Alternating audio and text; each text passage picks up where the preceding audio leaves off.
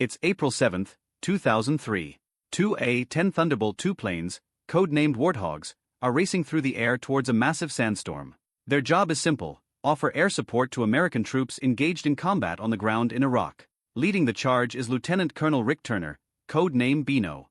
Right behind him is Captain Kim Campbell, code-name Killer Chick. They're about to fly directly into the center of the sandstorm when a voice comes over the radio. Yard 0 to 5, this is Advance 33. My guys are taking fire in the northern part of town. Grid is Mike Bravo 396990. The man on the other side of the radio is Lieutenant John Blocher, codename Coke. His team has been occupying a strategic bridge on the northern outskirts of Baghdad. But now, Iraqi troops have shown up to drive them out, launching rocket-propelled grenades directly at the American troops. Copy. Yard 0 bis 5 and 0 bis 6 inbound. No questions asked. The plan is to go in. The two Warthogs push forward, marking friendly and enemy positions on their maps as they go. Below them, the dust is so thick it's almost impossible to see the ground. Turner scans through the haze using his space-stabilized binoculars, searching for any kind of opening.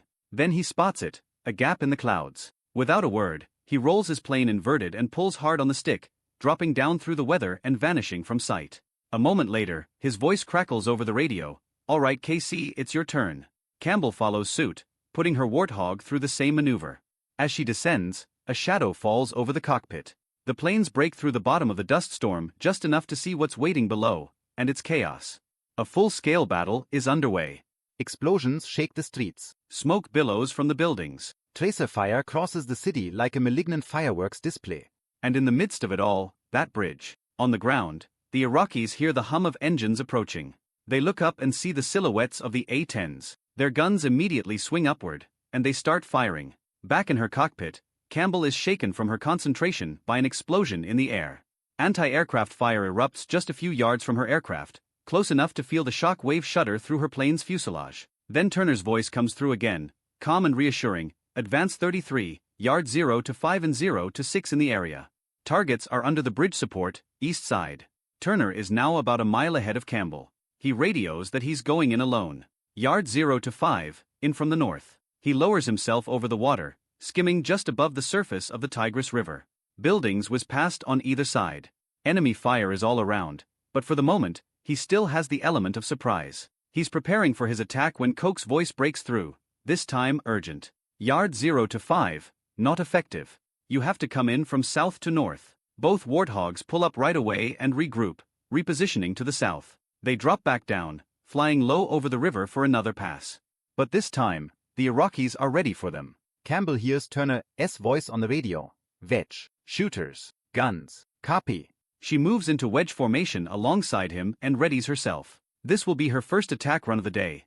Turner has made a call. They'll use guns, not bombs. Friendly forces and civilians are too close. Bombs are too risky. Guns are more precise, but that means they have to fly in low, right up to the bridge, to hit the enemy hiding beneath it.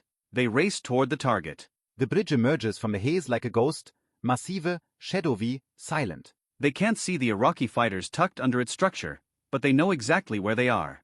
1 is ready. 2 is ready.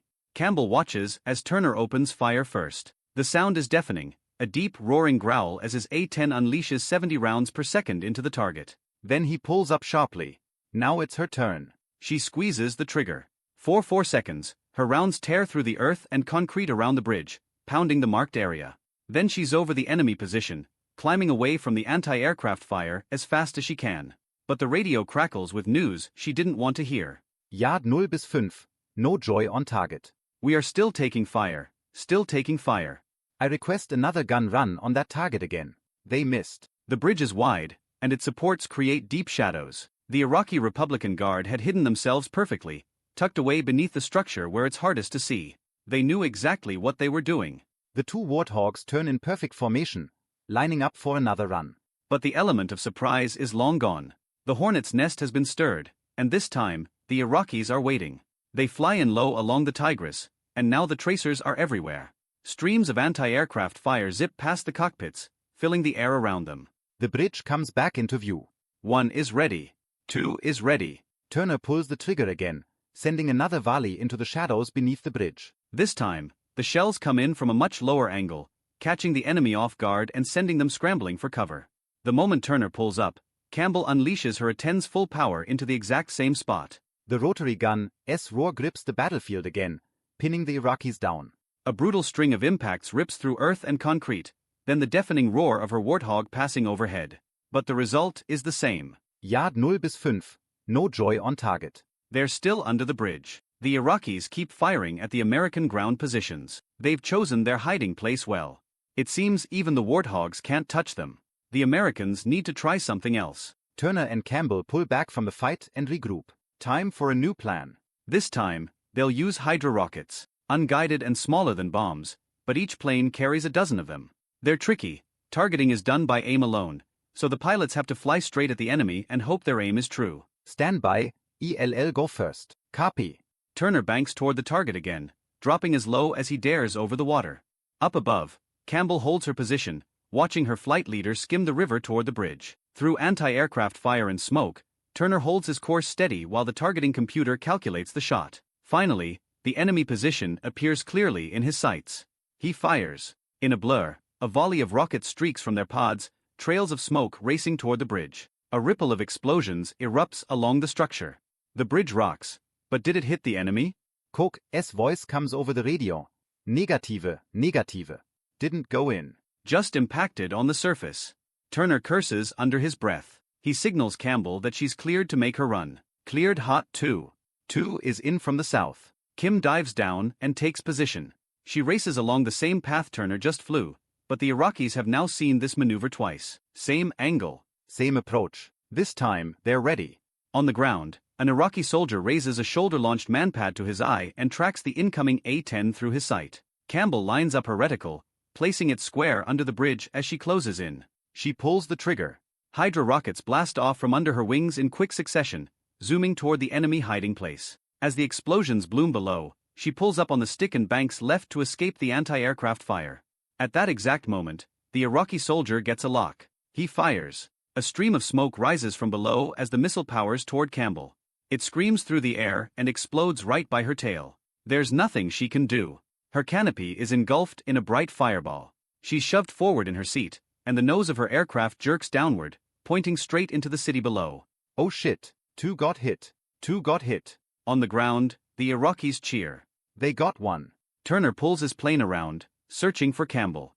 At the same time, he radios the ground, Advance 33, Yard 0 to 6 is hit. We are attempting RTB. Do you copy? Yard 0 to 5, solid copy. Ah. Good luck, Kim.